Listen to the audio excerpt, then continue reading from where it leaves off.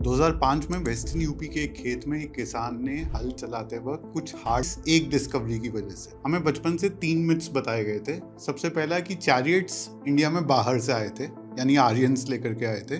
Bronze से बने हुए हथियार जाते थे। फिर वेस्टर्न यूपी में इस एक खेत में ऐसा एक्सकवेशन स्टार्ट हुआ जो एक के बाद एक हर एक आर्कियोलॉजिस्ट को हैरान करता चला गया, और जो निकला उसने सारे एनसीईआरटी के टेक्स्ट बुक्स को चैलेंज कर दिया। 3 कंप्लीट वॉर चैरियट्स, यानी कि 3 रथ, कॉपर प्लेटेड वुडन व्हील्स, यानी कि वुडन व्हील वॉरियर फिगर्स बने हुए थे। वर्ल्ड का सबसे पुराना कॉपर हेलमेट यहाँ वेस्टर्न यूपी सिनौली गांव से मिला। तलवारें यानी कि स्वॉर्ड्स, सेरेमोनियल और वॉरियर कल्चर का एविडेंस था। कार्बन डेटिंग के हिसाब से ये साइट कम से कम 4000 साल पुरानी थी। यानी कि इजिप्ट में जिस समय ब्रॉन्ज वेपन्स यूज हो रहे थे और मेसोपोटामिया में चैरियट सिविलाइजेशन डेवलप हो रही थी, उस समय इंडिया में भी चैरियट्स और ब्रॉन्ज मेटल्स मौजूद थे। और सबसे ज्यादा इंपॉर्टेंट बात कि आर्यन इन्वेजन थ्योरी के कम से कम 500 से 1000 साल पहले के ये एविडेंसेस हमें इंडिया में मिल गए। हिस्ट्री का आर्यन इन्वेजन थ्योरी का अजम्पशन यहीं पर हिल गया। इसके अलावा जो वुमेन वॉरियर का स्केलेटन मिला, उसने